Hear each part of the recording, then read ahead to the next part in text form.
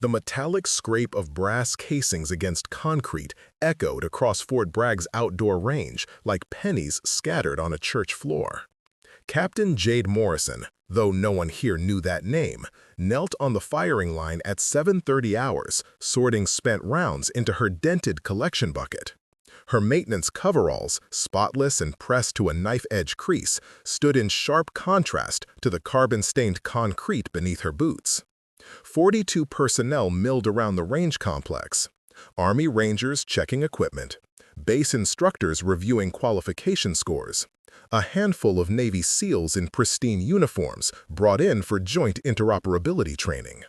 The morning sun cut harsh shadows across the firing positions, and Jade squinted slightly, photosensitivity from the traumatic brain injury nobody here knew about either. She was 34 years old, 5'5", 135 pounds, with dark brown hair pulled into a regulation bun so tight it made her temples ache. The green eyes that had once scanned compounds in Mosul and alleyways in Syria now tracked brass casings with the same tactical precision. A prominent scar ran from her left jawline down her neck, disappearing beneath her collar. Her forearms, exposed when she rolled up her sleeves against the Carolina heat, showed patterns of old burn scars, the kind thermite grenades leave when buildings collapse on top of you. But no one looked closely enough to wonder.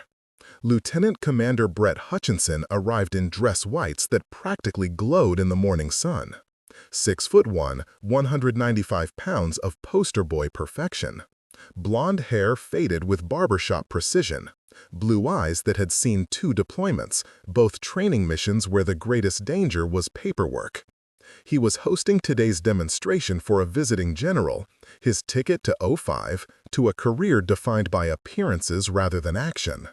His boot caught the edge of Jade's bucket. Brass exploded across the concrete in a brass-colored scatter pattern.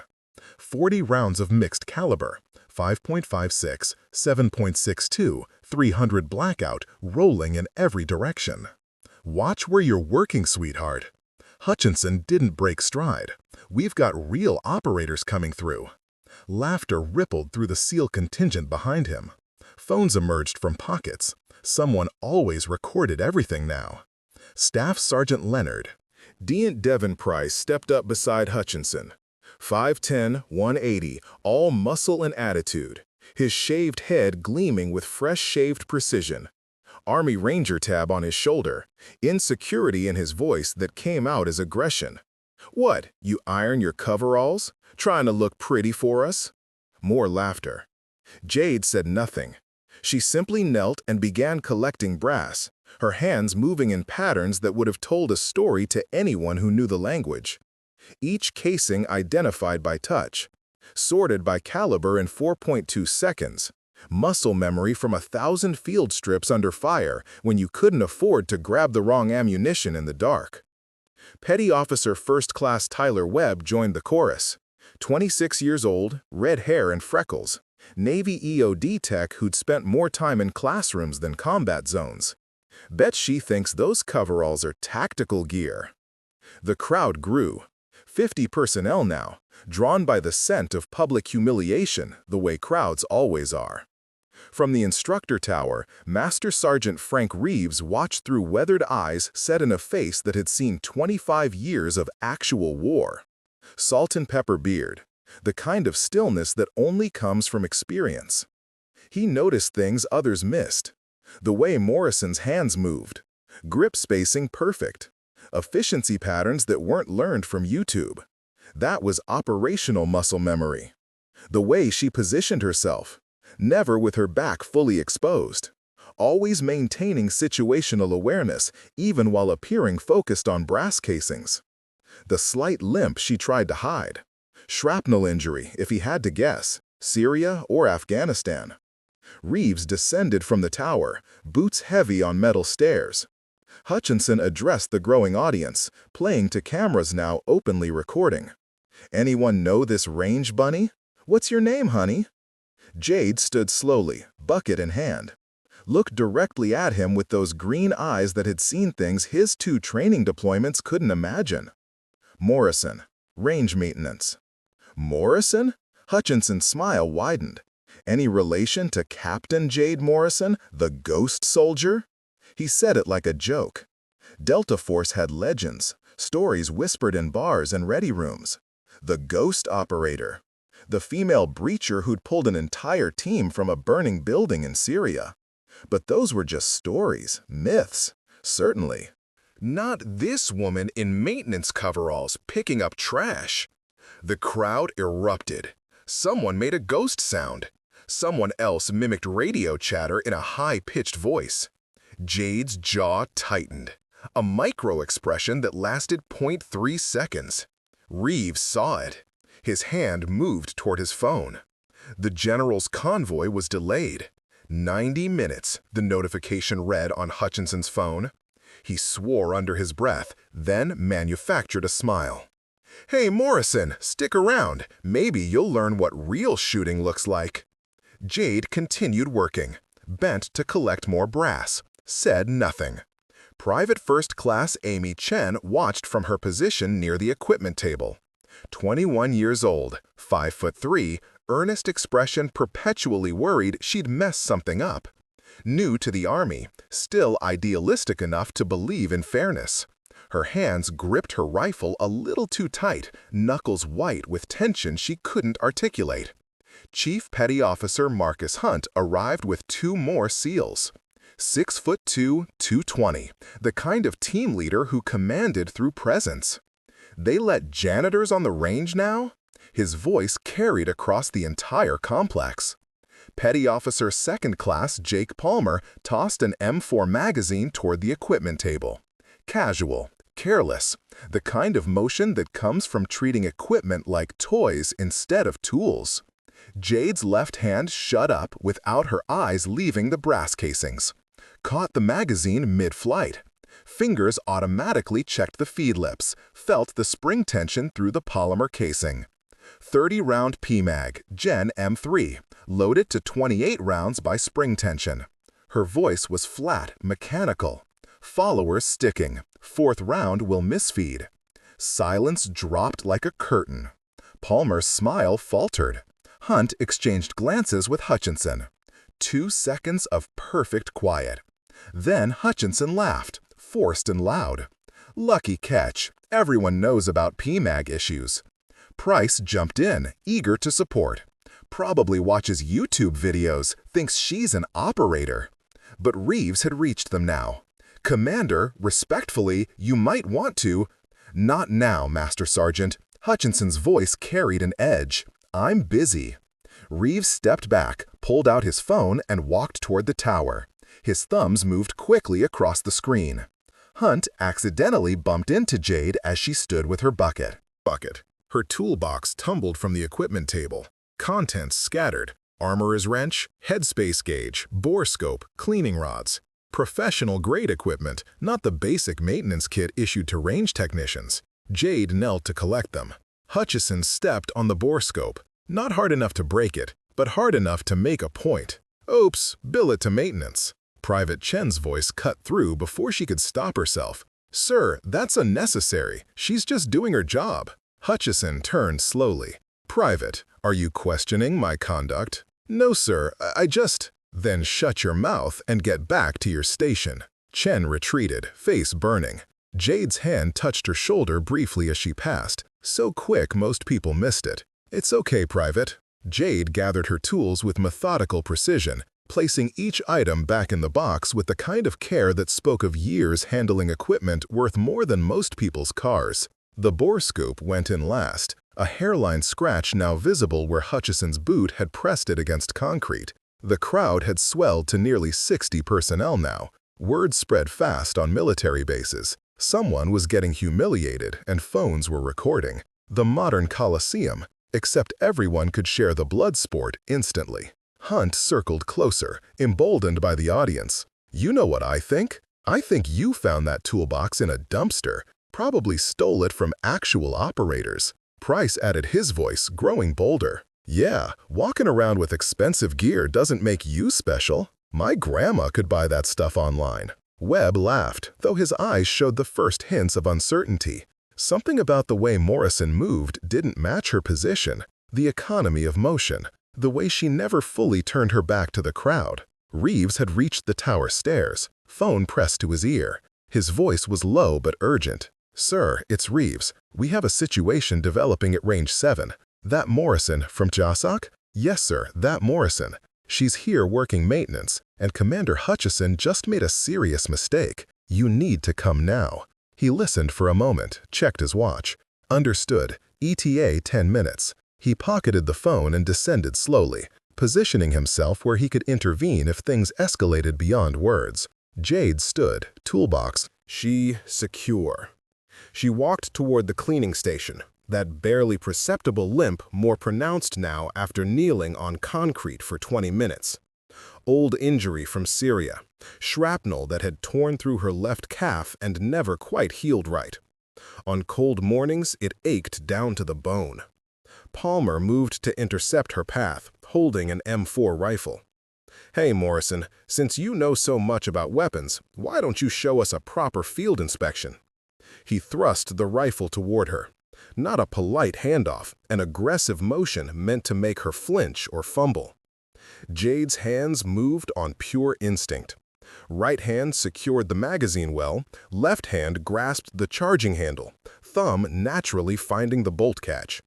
In one fluid motion, she dropped the magazine, locked the bolt back, and visually inspected the chamber. Weapon clear. Her voice held no emotion. She tilted the rifle, examining the bolt face under morning sunlight. Carbon buildup on the extractor. You're about 400 rounds past due for detail cleaning. Gas rings are worn. You're getting excessive blowback. And someone's been using steel-cased ammunition. You've got case-mouth lacerations on your chamber throat. She handed the rifle back. I'd say another 200 rounds before you start getting failures to extract. Palmer took the weapon slowly, staring at it like he'd never seen it before. Hunt pulled out his phone, opened the maintenance log. His face went pale. Last detailed clean was 800 rounds ago. Nobody laughed now. Hutchinson's face reddened, blood pressure rising with his wounded ego. "Okay, so you know basic maintenance. That's literally your job." "Basic?" Reeves spoke from behind them, his voice carrying authority. "Commander, she just performed a Level 2 inspection by visual and tactile examination. That's armorer-level assessment." "Stay out of this, Master Sergeant." But Reeves didn't move. His eyes stayed on Jade, recognition growing by the second. The tattoo hidden under her collar, the way she'd manipulated that rifle with the kind of familiarity that only comes from thousands of repetitions. He'd seen operators before. Hell, he'd trained with Delta instructors. This woman moved like them. Hunt, desperate to regain control of the narrative, grabbed 3 rifles from the equipment rack. "Fine, let's make this interesting." He laid them on the concrete. "Identify these weapons. Specific models, not just M4. Jade glanced down, didn't touch them. Left to right, M4A1 SOPMOD Block 2 with Daniel Defense RIS-2 rail system, a COG TA31F optic, Surefire SOCOM suppressor. Center, MK18 Mod 1, 10.3-inch barrel, EOTech EXPS-3 with G33 magnifier, Knight's armament suppressor. Right, HK416 with 14.5-inch barrel, Geisler SMR rail, Elkin Spectre DR 1-4 power optic. Silence. She continued without prompting. The HK416 has a loose gas block. You can see the gap between the block and the barrel shoulder. About 0.2 millimeters. It'll walk forward under sustained fire and you'll lose 0. She pointed without touching. The MEMK-18's buffer spring is compressed wrong. Someone installed it backward. You'll get bolt bounce. And the SOPMOD suppressor mount has carbon lock. It won't come off without heat. Hunt checked the HK416. His hands trembled as he confirmed the gap she'd described. How the hell? Because I've built 300 of these. Fixed twice that many in the field when they broke at the worst possible time. Jade's voice remained flat, but something had shifted. A door opening that she'd kept locked. You want to know how I know? Because when your weapon fails at 0300 during a compound raid and you've got hostiles 30 meters away, you learn real fast or you die. The words hung in the air like smoke. Webb stepped back involuntarily. Compound raids? Your maintenance? I'm whatever I need to be, petty officer. Hutchinson's face had gone from red to purple. You're full of it. Anyone can memorize specifications. But his voice lacked conviction now. Private Chen watched from her position, heart pounding. She'd tried to defend Morrison and been shut down. Now she watched this woman, this apparently not just maintenance worker, dismantle trained operators with nothing but knowledge and calm precision. Price grabbed Jade's shoulder, spinning her around. Listen here. What happened next took 0.8 seconds. Jade's body moved before conscious thought. Right hand trapped his wrist, controlling the grab. Left hand secured his elbow. A pivot step, hip rotation, and Price was face down on concrete, with his arm locked in a textbook standing armbar. 0 to controlled in less than a breath. Jade released immediately, stepped back, hands raised. Don't touch me. Her eyes had changed, the 1,000-yard stare of someone whose body remembered combat even when their mind tried to forget. Combat stance, weight distributed, scanning for additional threats in a crowd that had suddenly become very, very quiet. Price scrambled up, face scraped from concrete, ego shattered. Hunt moved forward, then stopped. Something in Morrison's posture screamed danger. Professional, trained, lethal danger. Hutchinson saw it too, and for the first time, doubt crept into his arrogance. Jade's sleeve had torn during the brief struggle, just enough to expose her left shoulder. A portion of tattoo showed, black ink, geometric precision. The distinctive shape of a Delta Force arrowhead with numbers beneath, 3-2. Palmer saw it first. His face went white. Oh my God. Hunt saw it next. His phone nearly slipped from his hands. Reeves saw it and closed his eyes. Told you, he muttered. Jade adjusted her coveralls, covering the tattoo, but the damage was done. 60+ people had seen it, phones had recorded it. There was no putting this back in the box. Her hands trembled now, adrenaline response she couldn't fully control.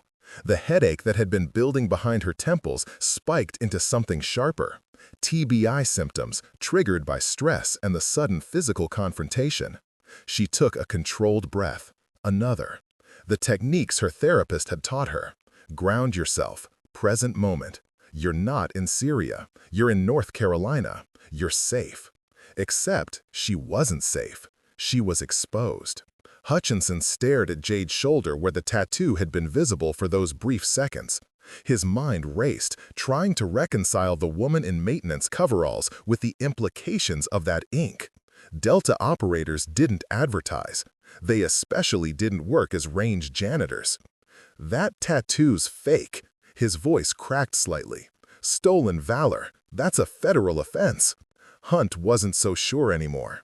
Brett, maybe we should... No. Hutchinson's desperation manifested as aggression. He couldn't afford doubt, not with cameras recording, not with his career hanging on today's demonstration. You want to prove you're legit? Fine, let's make this official. He strode to the equipment table, grabbed the oldest M16A4 from the rack. The furniture was sun-faded, the barrel worn from thousands of rounds, the iron sights showing years of hard use. He held it up like evidence. 50 yards, 20 rounds, iron sights, standing position. His smile returned, vicious now. Qualification standard is 35 points. Let's see if you can hit 30. Jade looked at the weapon, then at the downrange targets. Her eyes tracked the distance, wind indicators, light conditions. Calculations she'd done 10,000 times. That barrel's shot out. Rifling's worn smooth past 18 inches, and your front sight post is bent 0.4 degrees left. She said it matter-of-factly, without accusation. Palmer grabbed a borescope, checked the barrel. His hands shook as he examined the rifling. She's right, this barrel's cooked. And the front sight, he measured with a digital level from his phone. 0.38 degrees, close enough. The crowd had grown to 75 people now. Training had stopped across the entire range complex. Everyone gravitated toward Range 7, where something unprecedented was happening. Price jumped in, sensing Hutchinson needed support. Then it should be easy to make excuses when you miss. Hunt raised the stakes, his team leader instincts pushing for resolution. Make it interesting. Score 40 points or higher, we apologize publicly, right here, right now. Webb added, quieter but committed, below 40, you leave this base today. Jade looked at each of them, saw the phones recording, saw Private Chen watching with desperate hope, saw Reeves checking his watch. Brennan would arrive soon, but not soon enough. She'd spent 6 months hiding, 6 months trying to be invisible, trying to heal in quiet obscurity. And now, these men, these children playing warrior, were forcing her back into the light. I don't need your apologies. Her voice was soft but carried across the silent range. But I accept your challenge. She took the rifle, checked the chamber out of habit, though she'd watched Hutchinson clear it. Felt the weight, the balance. This weapon had seen better days. The buffer spring was weak, the trigger had creep, and that bent sight post would pull every shot left. The crowd parted as she walked to the 50-yard line. Someone had already set fresh targets, standard B-27 silhouettes, scoring rings clearly marked. Reeves descended from the tower again, positioning himself closer. His phone showed a text from Colonel Brennan, 5 minutes out. Not soon enough. Jade took her position, feet shoulder-width apart, the stance she'd held 1,000 times in 100 different countries. Her body remembered, even when her mind fought against the memories. She raised the rifle. The photosensitivity made her squint in the bright sunlight. The headache pulsed behind her temples. Her left leg ached where shrapnel had torn through years ago. But her hands were steady. The first shot broke clean. The crack echoed across the range, sharp and definitive. Downrange, the target monitor showed impact, center mass, X-ring. Perfect. Second shot, same hole, slightly enlarged. Hutchinson's smile began to fade. Third shot, fourth, fifth, each one placed with mechanical precision. Jade's breathing was controlled, her trigger press consistent. She was compensating for the bent sight post, adjusting 0.4 degrees right with each shot. Instinctive ballistics calculation, the kind that becomes muscle memory after thousands upon thousands of rounds. By shot 10, nobody was talking. The only sound was the rhythmic crack of 5.56 rounds leaving the barrel and the metallic ping of brass hitting concrete. By shot 15, Hutchinson had stopped smiling entirely. 20 rounds fired in 18.3 seconds. Jade lowered the weapon, cleared it, locked the bolt back, set it on the table without ceremony. Palmer ran down range to check the target. The crowd watched the monitor as he examined each hit. 48 out of 50. His voice barely carried back. 2 points deducted for flyers that are still in the 9 ring. Everything else is center mass or headshot zone. He walked back slowly, carrying the target like a religious artifact. Held it up for everyone to see. 20 holes, most of them clustered so tight they formed a ragged single cavity in the center of the silhouette. That's Tier 1 shooting, Palmer said quietly. He was the team sniper, the man who prided himself on marksmanship. I can't do that. Not with a perfect rifle, and definitely not with this one. Hunt examined the target, then looked at Hutchinson. Brett, you wanted proof. It's 50 yards. But Hutchinson's voice had lost its edge. Anyone can. Then you do it. Commander, Reeves spoke from the edge of the crowd. Same weapon, same conditions. Show us how easy it is. Hutchinson's face flushed. He grabbed his personal M4 from his bag, pristine condition, Trijicon ACOG optic, every upgrade money could buy. Took position at the line. 20 rounds, 41 points. Respectable, professional, the kind of score that would pass any qualification standard. Nowhere near what Jade had just accomplished with a weapon that should have been retired years ago. The crowd murmured. Phones captured everything. Hutchinson's hands shook as he cleared his weapon, humiliation replacing arrogance in real time. Price grabbed at one last straw. Okay, but that's just shooting paper. Bet you can't do it blindfolded. Jade turned slowly, looked at him with those green eyes that had seen too much. You sure you want to escalate this? Do it, or admit you're a fraud. Without a word, Jade pulled the neck gaiter from her cargo pocket, the one she used to keep sun off her scarred neck, tied it over her eyes, double-knotted it. The world went dark. Hunt dumped parts from 3 different rifles onto the equipment table, mixed them deliberately. M4 components, HK416 parts, even some MK18 pieces. Assemble a complete weapon, any one of these 3. Jade's hands moved across the table, fingers reading metal like braille. Bolt carriers separated by weight and dimensions. Upper receivers distinguished by magwell shape. Gas blocks identified by journal diameter. 4 minutes and 12 seconds later, she removed the blindfold. A complete M4 sat on the table before her. Every part in correct position. She charged it once, function checked it. Weapons hot, safety on. Hunt picked it up with shaking hands, checked every component. It's perfect. Every single piece is correct. Webb sat down on a bench, head in his hands. Price stared at the ground. Palmer kept looking at the target, then at Jade, then back at the target. Hutchinson's phone rang. The general, another 30-minute delay. He answered, his voice hollow. Yes, sir. Understood, sir. When he hung up, he looked at Jade with something between fear and awe. Who are you? Jade adjusted her coveralls, covering the tattoo again. I'm nobody, Commander, just maintenance. That's Delta Inc. Hunt's voice was barely a whisper. Those numbers, 3-2. Whoa, that's D Squadron, 3rd Troop, 2nd Team. I don't know what you're talking about. The movement when Price grabbed you, that was advanced close-quarters technique. That's not taught to conventional forces. Jade said nothing, but her jaw clenched, and Reeves saw the tremor in her hands growing worse. Stress response, PTSD trigger. She was approaching her limit.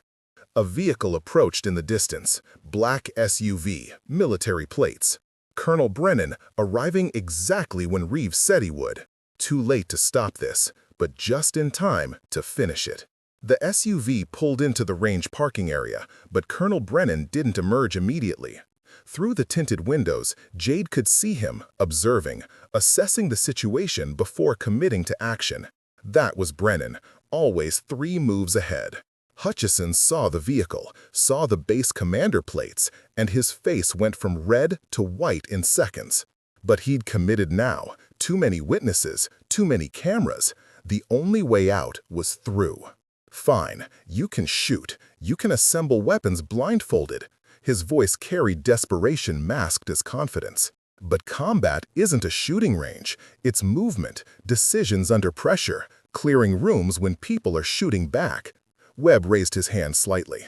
Brett, maybe we should set up a tactical course, basic CQB scenario. If she's really Delta, she can walk through it. Hunt hesitated, then nodded. The SEAL team had brought portable barricades for training. Within 5 minutes, they'd constructed a simple course, 3 doorways, 2 corners, multiple angles of approach. Nothing elaborate, but enough to reveal training, or the lack of it.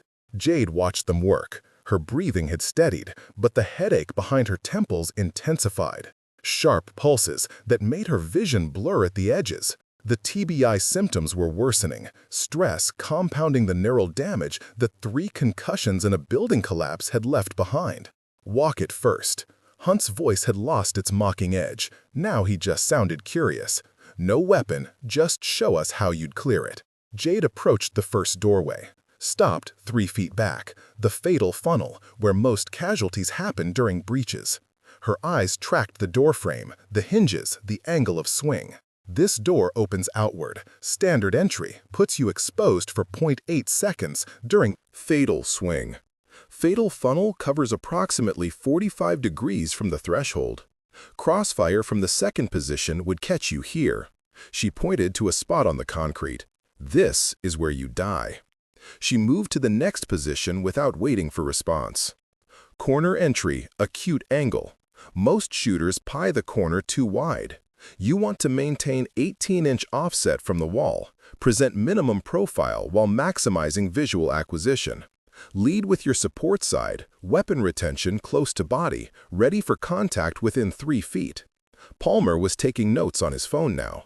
This was advanced tactical theory, the kind taught to special operations units after years of basic combat experience. Jade continued through the course, identified every danger point, every position of advantage, every angle where incoming fire would find flesh. Her analysis was clinical, mechanical, the product of clearing hundreds of rooms in a dozen countries. When she finished, she stood at the exit point and turned back. You have 2 fatal flaws in this setup. Position 3 has no cover from elevated angles. Someone on a rooftop or second floor would have clear fire on anyone in that position. And your entry stack at position 1 assumes single threat direction. In actual operations, threats are 360 degrees. Hunt stared at the course he'd designed, the course he'd thought was solid. How did you? Because I've made every mistake you can make and watched people die from them. The words hung in the air like cordite smoke. Nobody moved. Hutchison's voice cracked. That's just theory. Anyone can memorize doctrine. That's not doctrine. Reeves spoke from behind them, voice hard. That's experience. Commander, you need to stop this now. Master Sergeant, I'm ordering you to. You're not my commanding officer. Reeves stepped forward, and you're about 10 seconds away from a career-ending mistake. The SUV door finally opened. Colonel James Brennan emerged, using his cane for support. 54 years old, 5'11", 210. Gray hair cut military short. The kind of face that had seen real war and never forgot it. He wore simple duty uniform, no flash, but everyone on that range snapped to attention instinctively. Everyone except Jade, who closed her eyes briefly and mouthed something that might have been a prayer. Yare or a curse. Brennan limped toward them, the prosthetic leg below his right knee making his gait slightly uneven. Shrapnel from a building collapse in Syria had taken the leg, the same explosion that had left Jade with burn scars and survivor's guilt. At ease. His voice carried command that didn't need volume. Someone want to explain why my range maintenance technician is running tactical assessments? Hutchinson found his voice. Sir, this woman claims to be... I didn't claim anything. Jade's voice was quiet but firm. They demanded demonstrations. I complied. Brennan's eyes met hers, a lifetime of communication in that glance. She gave an almost imperceptible shake of her head. Please don't. He nodded slightly, but his expression said what his words didn't. Too late. Commander Hutchinson, you're hosting a demonstration for General Morrison this afternoon, correct? Yes, sir. My name... Wait. Hutchinson's face went slack. General Morrison? The general is my brother. Jade's voice was barely audible. He doesn't know I'm here. I'd prefer to keep it that way. The crowd erupted in whispers. Phones typed frantically. This was getting better or worse by the second. Palmer stepped forward. Ma'am, I need to ask something. That movement pattern you used when Staff Sergeant Price grabbed you, I've seen that before. There was a Delta instructor in 2019 at our advanced CQB course. They called her Ghost. We never saw her face. She wore a mask during demonstrations. That was you, wasn't it? Jade's hands clenched. The tremor was worse now. I can neither confirm nor deny. The Kill House record, 8.3 seconds. That's still the standing time. Everyone said it was impossible, but I saw the video. That was you." Hunt's phone was out, searching frantically. He found something, held it up. There's a Reddit thread from 2019. Someone leaked partial helmet cam footage from a hostage rescue. You can't see the operator's face, but there's a building collapse. Someone pulls 4 people out while taking fire. One of them is missing a leg, bleeding out. The operator applies tourniquet under fire, then goes back in 3 more times. He looked at Brennan's prosthetic, then at Jade. That was both of you. Brennan's expression hardened. "Chief, that footage is classified. If you have access to it, you're in violation of—" "It was deleted within hours, sir, but the internet never forgets." Jade's breathing was rapid now, shallow. The crowd pressed closer, 75 people becoming a wall of faces and phones.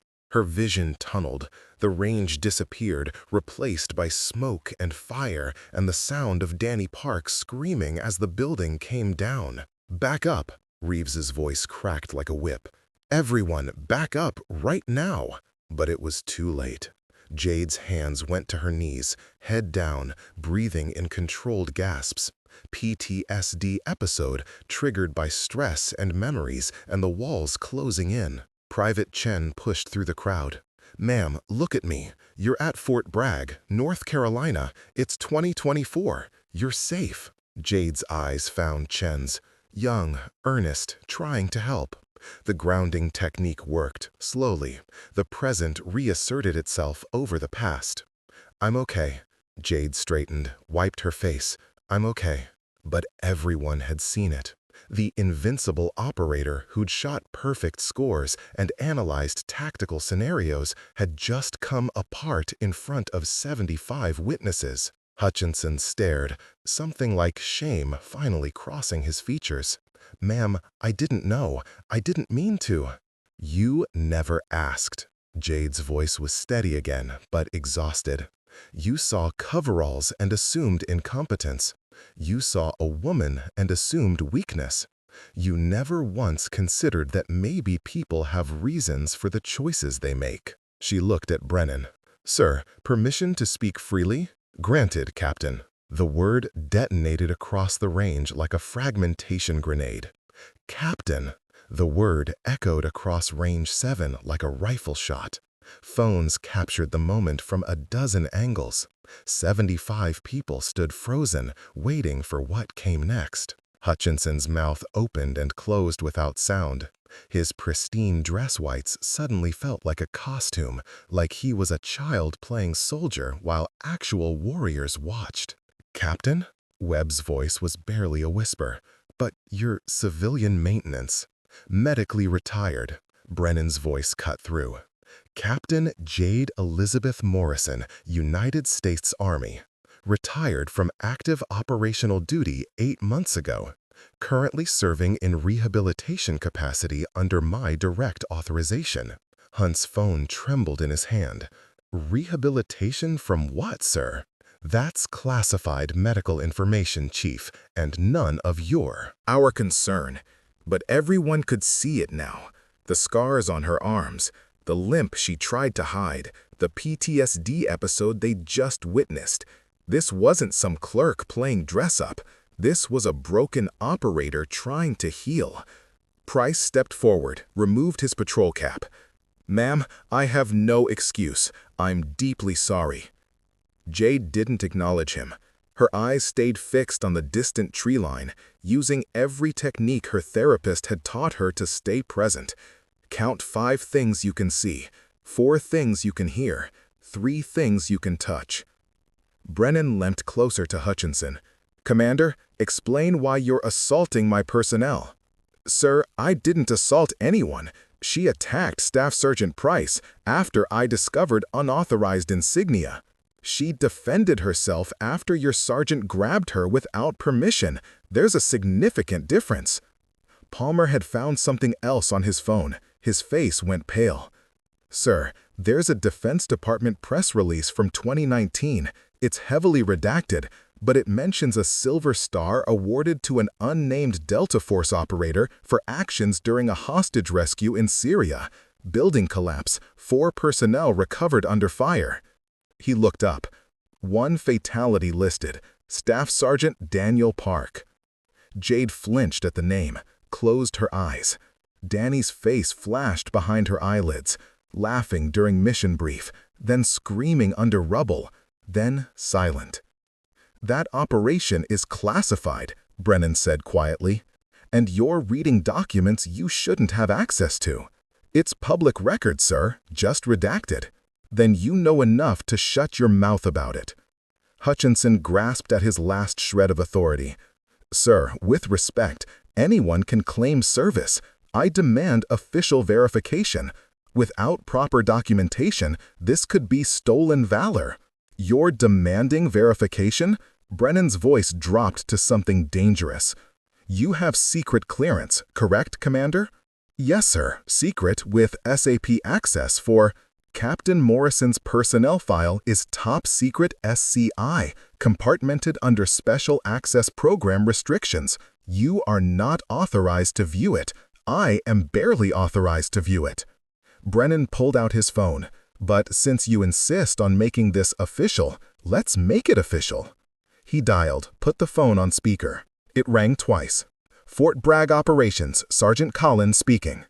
"Collins, this is Colonel Brennan. I need you to pull the personnel file for Captain Jade Morrison. Bring it to Range 7 immediately, the classified version." "Sir, that file requires—" "I know what it requires. I have proper clearance and authorization. Move." "Yes, sir. 10 minutes." Brennan hung up, looked at the assembled crowd. "Everyone not directly involved in this incident, return to your duties, now." The crowd dispersed slowly, reluctantly. Phones disappeared into pockets, except for a few that kept recording from concealed positions. This was already going viral on private military forums and Instagram stories. Private Chen remained, standing at parade rest near Jade. When Brennan looked at her, she didn't waver. "Sir, requesting permission to stay. Ma'am tried to help me earlier. I'd like to return the favor." Brennan studied her for a moment. "What's your name, Private?" "Private First Class Amy Chen, sir." "You related to Staff Sergeant James Chen?" Chen's eyes widened. "He was my uncle, sir. He died in 2020, Afghanistan, IED." Jade's head turned sharply. "James Chen was your uncle?" "Yes, ma'am. He wrote me letters about joining the Army, about serving with the best operators in the world. He never said who or where, just that he was proud of his team." Chen's voice strengthened. "He's why I enlisted." Jade's expression cracked slightly. James Chen, another face in her mental memorial wall. Radio operator, brilliant tactical mind, killed by an IED 3 months before his rotation home. She'd carried his body to the medevac helicopter. "Your uncle was a good man, Private. One of the best I served with." Chen's eyes filled with tears. "You knew him?" "I knew him." The moment hung between them, connection forged through shared loss. A vehicle approached, a Humvee from base operations. Sergeant Collins emerged carrying a locked document case, the kind used for classified material. 2 MPs flanked him. Collins saluted Brennan. "Sir, Captain Morrison's personnel file as requested. I'm required to verify your authorization code before release." "Delta 72 Whiskey." Collins checked his tablet, nodded. "Verified, sir." He unlocked the case with fingerprint scanner, removed a red folder stamped with classification markings. "Top secret, SCI, no foreign. This document may not be viewed by foreign nationals." "Ls are personnel without appropriate compartmented access." He handed it to Brennan, then looked at Jade. Recognition crossed his face. "Captain Morrison, it's an honor, ma'am." "You know me, Sergeant?" "My brother served with 3rd Ranger Battalion in 2018. You pulled his unit out of an ambush in Syria. He talks about it constantly. The female operator who appeared out of nowhere cleared a building in seconds and disappeared before anyone could say thank you." Collins came to attention. "He's alive because of you, ma'am." Jade said nothing, just nodded once. Collins departed with the MPs. The range felt emptier now, just Brennan, Jade, Reeves, the 5 antagonists, and Private Chen. Brennan opened the folder. Commander Hutchinson, you wanted verification. Here it is. He held up the cover page, careful to obscure most of the content. Captain Jade Elizabeth Morrison. Service number redacted. Current rank, Captain 03. Assignment history, classified, classified, classified. Unit, 1st Special Forces Operational Detachment, Delta, D Squadron. He looked up. Satisfied? Hutchinson's voice was hollow. Yes, sir. Good, because now I need to explain something to you. Brennan closed the folder. Captain Morrison came to me 6 months ago. Medical retirement from active operations due to traumatic brain injury, spinal injuries, and PTSD from multiple combat deployments. She asked, begged, for any position on base that would let her stay connected to the military. Said she couldn't adjust to civilian life. Needed to be around soldiers, but couldn't handle combat operations anymore. He looked at Jade, his expression softening. I gave her maintenance work. Quiet, low stress, no attention, so she could heal in peace while still serving in some capacity. It was therapy, not punishment. Webb spoke quietly. And we turned her therapy into a public spectacle. You did worse than that, petty officer. You traumatized a combat veteran who's already carrying more psychological scars than you can imagine. Brennan's voice hardened again. Captain Morrison has done more for this country in her 14 years of service than most people do in a lifetime. And you mocked her for cleaning the range where the next generation trains. Hunt looked at Jade. Ma'am, the bet. You scored 48 points. We owe you an apology. We owe you more. More than that. I don't want your apology. Jade's voice was tired. I want you to learn from this. Every person you meet is fighting battles you know nothing about. Judge them by their character, not their job title. Price stepped closer. Ma'am, is there any way we can make this right? You can't undo it, but you can choose to be better tomorrow than you were today. Brennan placed the folder on the equipment table, his hand resting on it like a Bible about to be sworn upon. Captain Morrison, these men won't accept anything less than full disclosure. I'm giving you a direct order. Reveal your service record to the extent authorized for secret-level personnel. Jade's jaw tightened.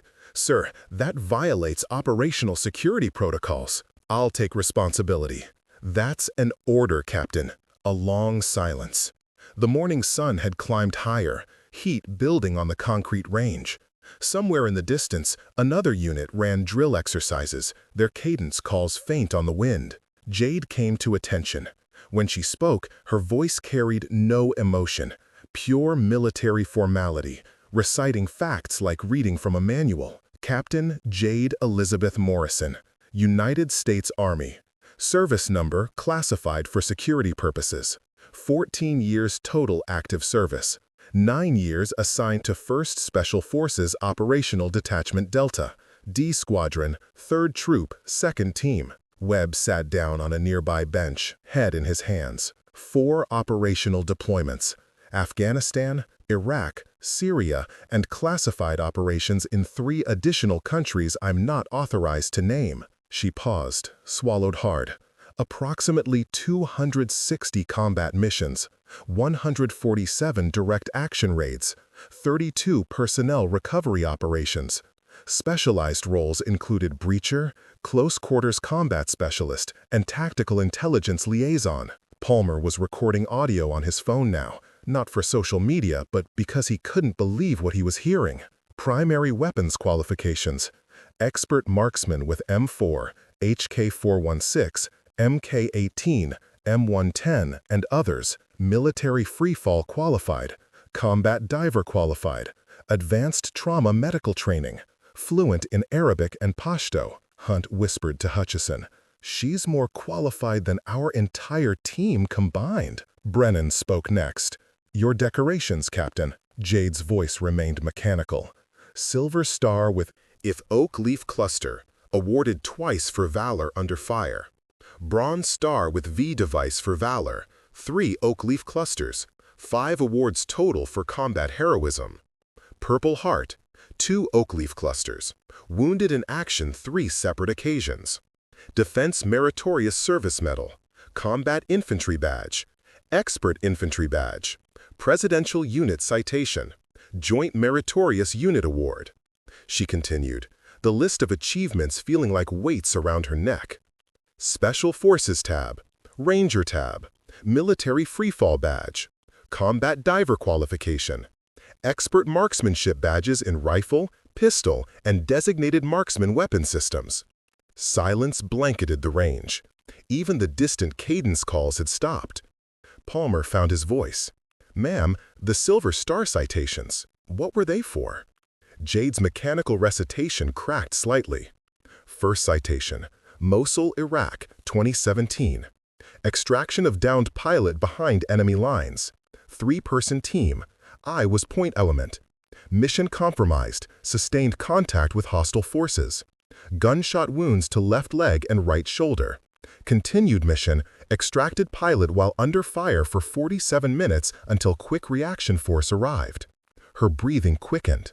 Second citation, classified operation, Syria, 2019. Hostage rescue, high-value target compound. Building collapse during breach caused by structural failure and secondary explosions. Multiple teammates trapped under rubble while receiving indirect fire from remaining hostiles. Brennan's voice was gentle. Captain, you don't have to. You ordered full disclosure, sir. Her eyes were distant now, seeing Syria instead of North Carolina. Pulled 4 teammates from rubble while compound remained under fire. Sustained broken ribs, spinal compression fractures, and traumatic brain injury from secondary collapse. Made 4 separate trips into unstable structure. Staff Sergeant Daniel Park was killed during final collapse before extraction could be completed. Her voice finally broke on the last sentence. Private Chen stepped closer, offering silent support. Brennan took over. For those who don't understand the significance, I commanded D Squadron from 2015 to 2020. Captain Morrison served under my direct command for 3 years. He tapped his prosthetic leg with his cane. I was one of the 4 people she pulled from that building. I lost this leg. And the first collapse happened. Captain Morrison dragged me out while her own ribs were broken and she couldn't breathe properly. His voice thickened with emotion. She went back in 4 more times, 4 times into a burning, collapsing building while taking enemy fire. The last time, the structure came down completely.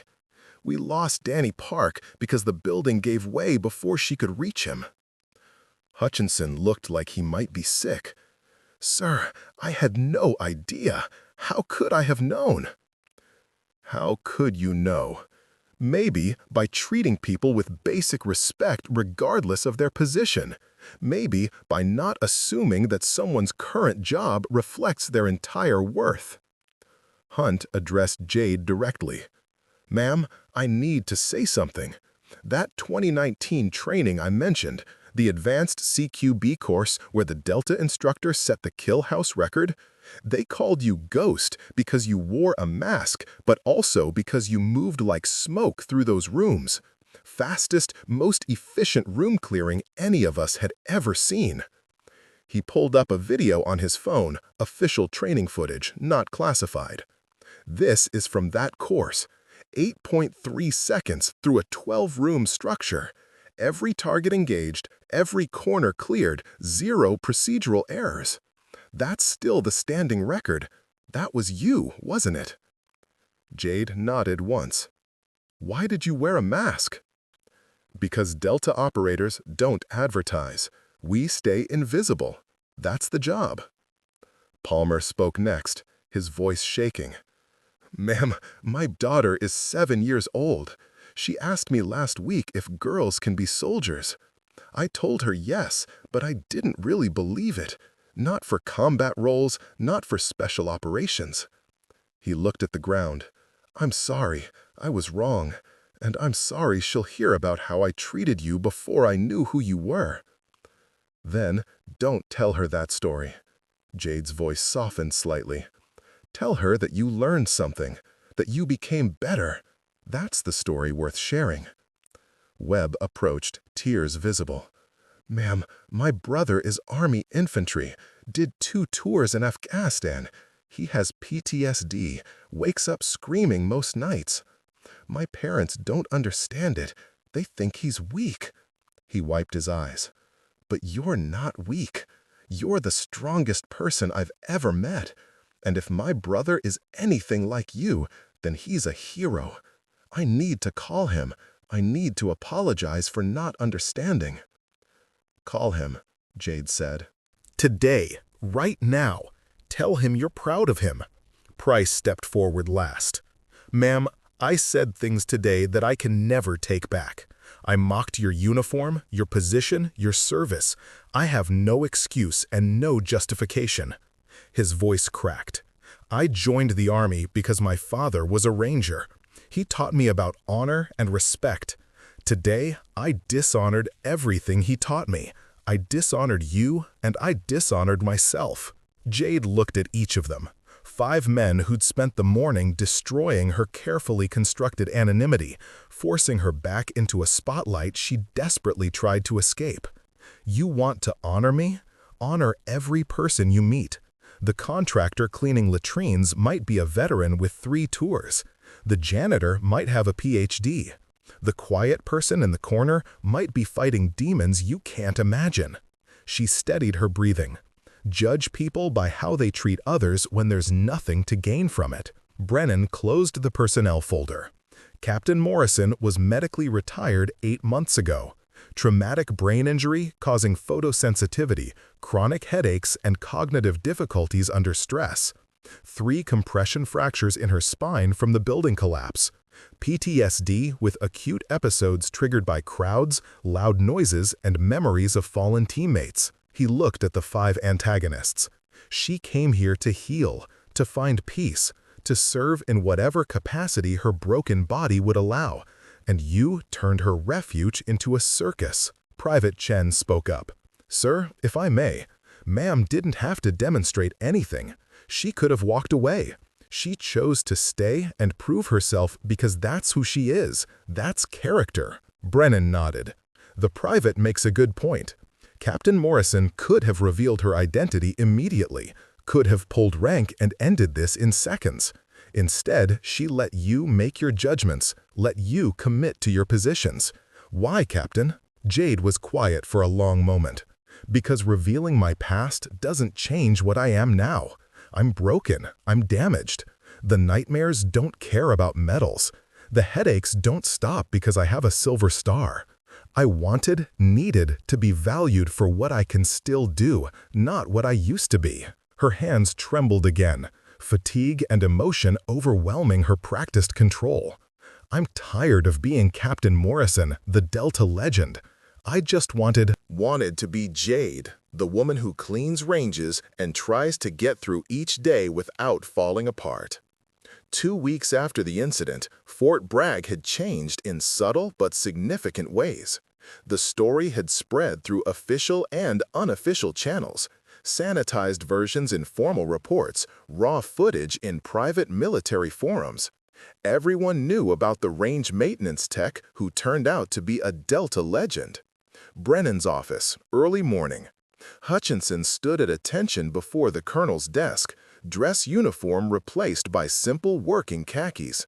The transformation from poster boy SEAL to humbled officer was visible in his posture. "Commander Hutchinson, you are hereby issued a formal letter of reprimand for conduct unbecoming an officer, abuse of authority, and violation of base conduct protocols." Brennan slid the document across his desk. "This will remain in your permanent record. Additionally, you're removed from all command positions during joint training exercises pending further review." Hutchinson's voice was hollow. "Yes, sir. I understand, sir." "Do you? Because I'm not convinced you grasp the severity of what happened." Brennan leaned forward. "You didn't just humiliate one woman. You demonstrated to 75 personnel that rank means more to you than character, that appearance matters more than substance. That's poison in a military organization. Sir, I've spent the last 2 weeks trying to understand how I became that person. And what did you conclude? Hutchinson met his eyes. That I was so focused on my career, on looking good for promotion boards, that I forgot why I joined the military in the first place. To serve, not to be served. Brennan studied him. Captain Morrison requested leniency for you. Did you know that? Shock crossed Hutchinson's face. Sir, why would she? Because she understands that punishment doesn't teach respect. Experience does. She believes you can learn from this. I'm less convinced, but I'm willing to give you the chance she's offering. I won't waste it, sir. See that you don't. Dismissed. Staff Sergeant Price stood in the supply warehouse, inventory clipboard in hand, checking serial numbers on cleaning equipment. His new assignment, 30 days of facility maintenance duties. The irony wasn't lost on him. Jade appeared in the doorway, her maintenance coveralls replaced by simple PT gear. The burn scars on her arms were fully visible now. No more hiding. Price came to attention immediately. "Ma'am." "At ease, Staff Sergeant." She stepped inside, examining the organized supplies. "Looks good. You're thorough." "Ma'am, I wanted to say again, I know, you've apologized 6 times in 2 weeks." Her voice was gentle. "I heard you the first time. Then why are you here?" "Because Colonel Brennan told me you requested this assignment, that you specifically asked to do maintenance work to understand what you mocked." She picked up a mop, tested the handle grip. "That takes humility." Price's voice was thick. "My father called me last week. He heard about what happened through the veteran network. He's a retired ranger, served in Desert Storm." He paused. "He told me he was ashamed of me, that he raised me better than that." "What did you say?" "That he was right to be ashamed, that I was ashamed too, but that I was going to be better." Price met her eyes. "Ma'am, I grew up hearing about Rangers, about Special Forces, my father's generation. They were giants. And somewhere along the way, I started thinking I was a giant too, just by wearing the uniform.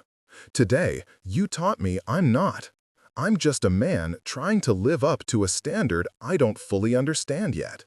Jade set down the mop. "Your father's generation wasn't giants, Staff Sergeant. They were people. Scared, flawed people who did extraordinary things when required. That's all any of us are." She turned to leave, then paused. "Keep the humility you found. It's more valuable than any tab or badge." Petty Officer Webb sat in the base counseling center waiting room, bouncing his knee nervously. His phone showed a recent call log, daily conversations with his brother for the past 2 weeks. Conversations that should have happened years ago. The counselor's door opened. Webb stood as Jade emerged from her own appointment. They'd been scheduled back-to-back by coincidence. "Ma'am," he straightened, "I didn't expect to see you here. Weekly appointment, part of my recovery program." She noticed his discomfort. "Nothing to be embarrassed about, Petty Officer. Taking care of your mental health is just as important as physical fitness. My brother started coming here too, to the VA, after I called him." Webb's voice strengthened. He said, "Talking to someone who understands has helped more than anything else. I'm here to learn how to support him better." "That's good. That's exactly what he needs." "Ma'am, can I ask you something? How do you keep going? After everything you've lost, everything you've been through?" Jade considered the question. "Some days, I don't know. Some days, getting out of bed feels impossible. But then I think about Danny, Marcus, Sarah, James, and Raphael, the teammates I lost. They don't get another day, so I owe it to them to make something of mine." Webb nodded slowly.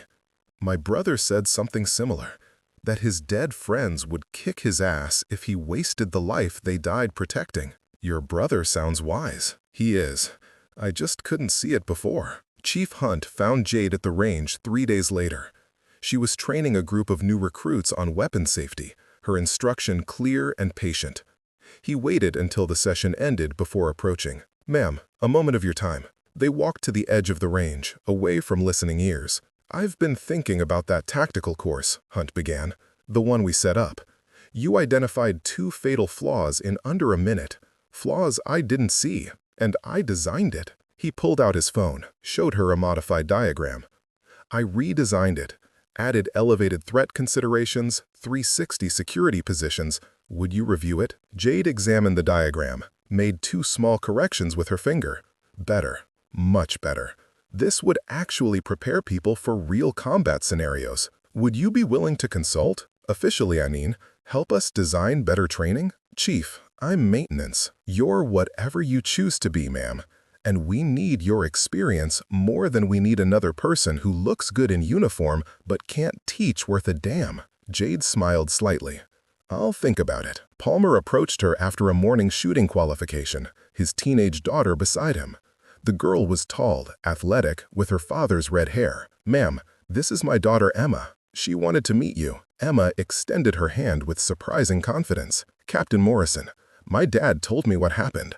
Well, his version, where he admits he was wrong and you were amazing. Your father exaggerates. He showed me the target, 48 out of 50, with a broken rifle." Emma's eyes shone. "I want to be a soldier, a real one, like you. Dad said he'd support me now. He didn't before."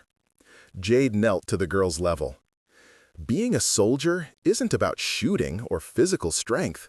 It's about being reliable when everything goes wrong. It's about taking care of the person next to you, even when you're scared. Can you do that? I'll try." "Then you're already on the right path." Jade stood, addressed Palmer.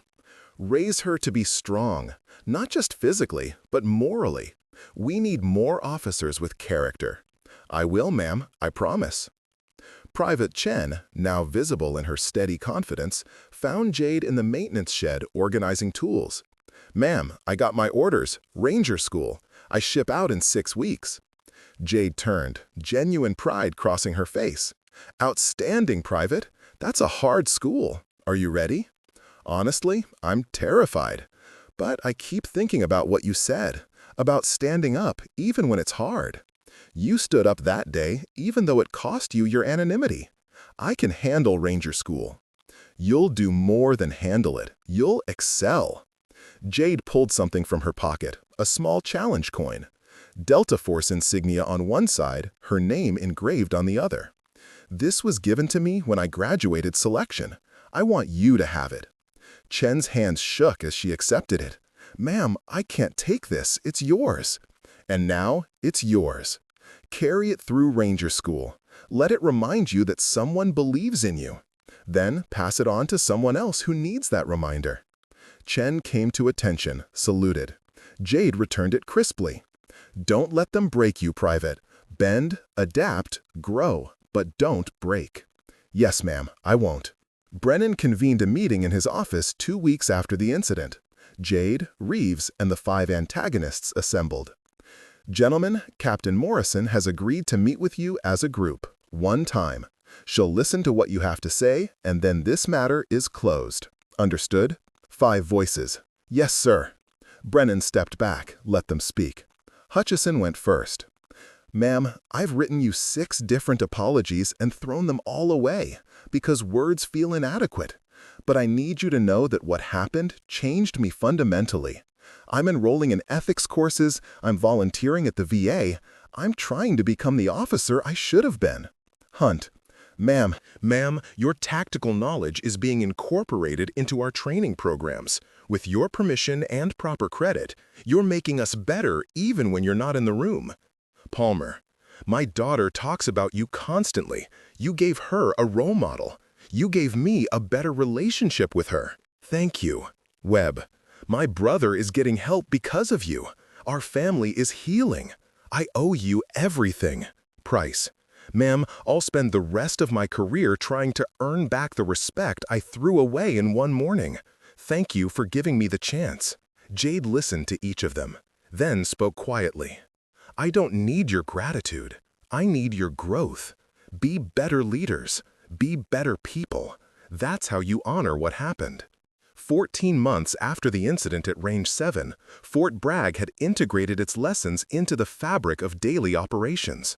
The story had become legend, then settled into something more valuable, a teaching moment referenced in leadership courses and ethics briefings.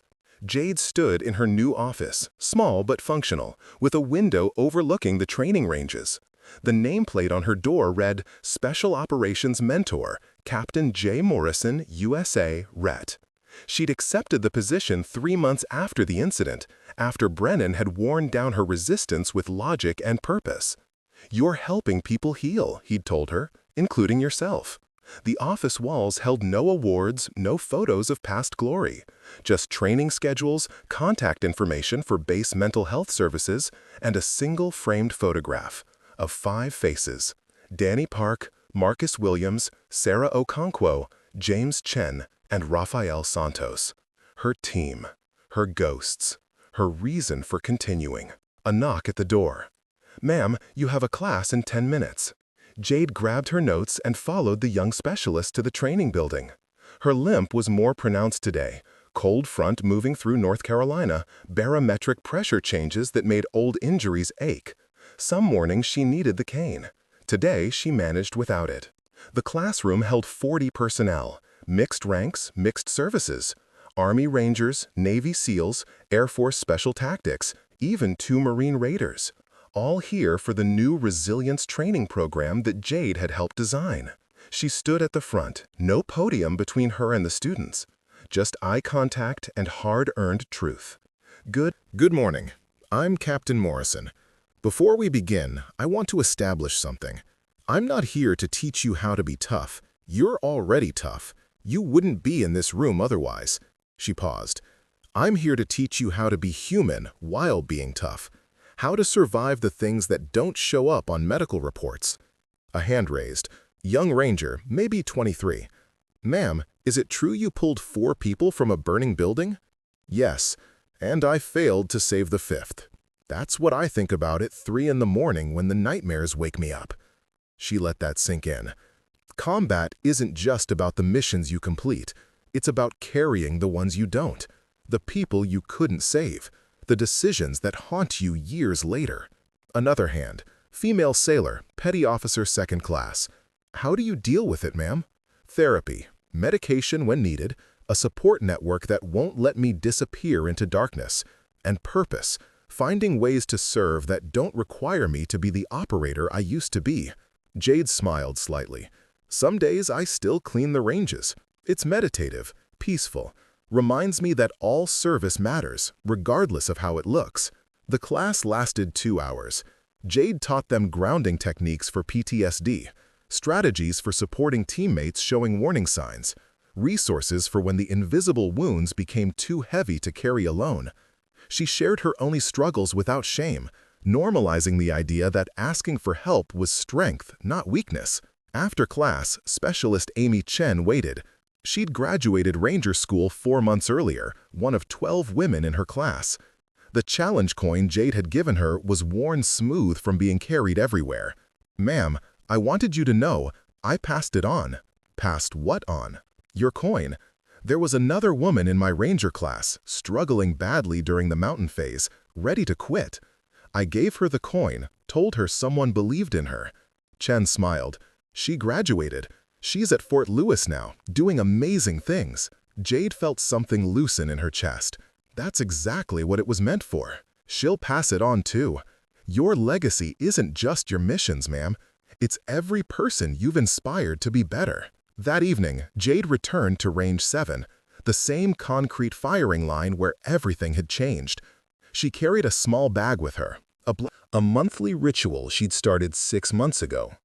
She placed 5 stones on the equipment table, 1 for each lost teammate. Spoke their names aloud. Danny Park. You would have loved the new training program. You always said we needed to focus more on mental health. Marcus Williams. Your terrible jokes are still legend in the unit. Someone told one yesterday and credited you properly. Sarah Okonkwo. Your tactical innovations are standard doctrine now. They named a training technique after you. James Chen.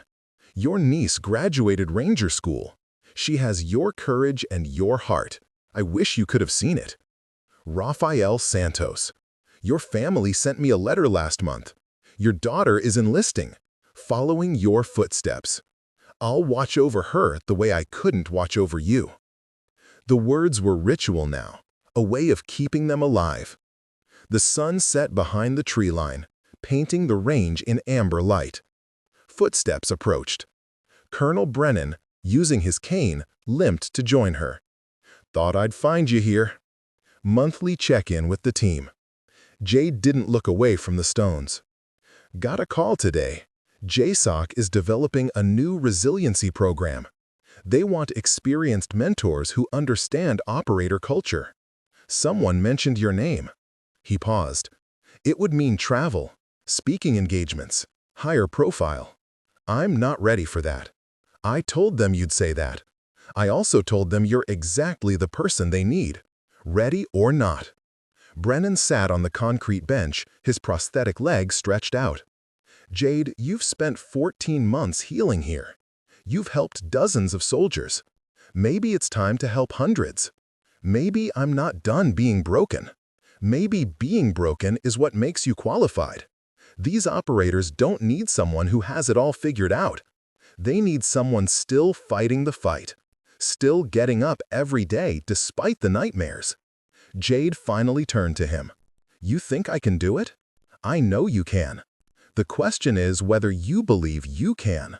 She looked at the 5 stones, at the range where she'd been exposed and validated and broken and rebuilt. "Give me a week to think about it. Take 2. This isn't a decision to rush." 3 weeks later, Jade stood in front of a different audience. Fort Campbell, Tennessee. 200 special operations personnel from multiple services. Her first major speaking engagement. Her hands shook as she gripped the podium. The crowd was too large, triggering old anxieties. But Private Chen sat in the front row, and that grounded her. "My name is Captain Jade Morrison. 14 years ago, I joined the Army because I wanted to serve something bigger than myself. 9 years ago, I was selected for Delta Force. I thought that was the pinnacle, the destination." She paused. "I was wrong. The real challenge wasn't earning the tab or completing the missions. It was surviving the cost of those missions. Losing teammates, watching friends die, coming home to a world that didn't understand what we'd seen." The room was silent, 200 operators recognizing their own story in her words. 8 months ago, I was working range maintenance at Fort Bragg. A group of SEALs mocked me, humiliated me, because they couldn't see past my coveralls to understand who I was. She smiled slightly. "That day changed my life. Not because I proved them wrong, but because I learned something important. Our value isn't determined by rank or position. It's determined by how we treat others when there's nothing to gain from it." She spoke for 40 minutes, about resilience, about finding purpose after trauma, about the importance of mental health care in special operations communities, about carrying the dead without being destroyed by them. When she finished, the applause was thunderous. But more important were the conversations afterward. Operators pulling her aside, sharing their own struggles, asking for resources, thanking her for making it okay to not be okay. One young Green Beret, tears in his eyes, whispered, "I was going to eat my gun next week. I had it planned. But hearing you tonight, knowing that someone like you struggles too, maybe I can hold on a little longer." Jade gave him her personal number. "Call me, anytime, 3 in the morning, I don't care. You call me." "Yes, ma'am, thank you." That night, alone in her hotel room, Jade opened her journal, a practice her therapist had insisted on. She wrote, "Today, I helped save a life without firing a shot. Maybe that's the mission I was always meant for. Not the breacher who kicks down doors, but the mentor who holds them open for others. Danny, Marcus, Sarah, James, Raphael, I'm still here, still fighting, still trying to honor you by serving those who come after. I hope that's enough. I hope you'd be proud. She closed the journal, took her medication, did her evening stretches for her damaged back, the routine of survival. Her phone buzzed. Text from Specialist Chen. "Ma'am, the woman I gave your coin to just passed it to someone else, a male ranger struggling with PTSD. Your legacy is spreading." Jade typed back, "It was never my legacy. It's ours. Every person who chooses compassion over judgment, who offers help instead of mockery, that's the real mission." 6 months later, Jade returned to Range 7 for the last time as a regular presence. She'd accepted a full-time position with JSOC's resilience program, national travel, training commands across all services. The work she'd been avoiding had become her calling. She placed 5 stones on the equipment table one final time. "I'm leaving, but I'm not gone. The work continues. Your sacrifice continues to mean something." She touched each stone. "I'm not the operator I was, but maybe I'm the mentor you needed me to become." Brennan found her there at sunset, just as he had months before. "Ready?" "No, but I'm going anyway." That's all courage ever is, going anyway. They walked together toward the parking lot, 2 broken operators still serving in whatever capacity their damaged bodies allowed. Behind them, Range 7 stood quiet in the fading light, the place where Jade Morrison had been humiliated, exposed, validated, and ultimately freed, where maintenance coveralls had been stripped away to reveal not just a warrior, but a human being carrying impossible weight with stubborn grace. The range would host thousands more shooters, train thousands more soldiers, but it would always carry the echo of that morning when 75 people learned that respect isn't given, it's earned through character, not credentials. And somewhere on that range, perhaps in the concrete or the air itself, 5 names lingered like prayers: Danny Park, Marcus Williams, Sarah Okonkwo, James Chen, Rafael Santos. Not forgotten, never forgotten. Just carried forward by those still fighting to make their sacrifice mean something. The sun set, the range went dark, and Jade Morrison drove toward whatever came next, broken but undefeated, haunted but hopeful, forever serving in the only way she knew how, with everything she had left.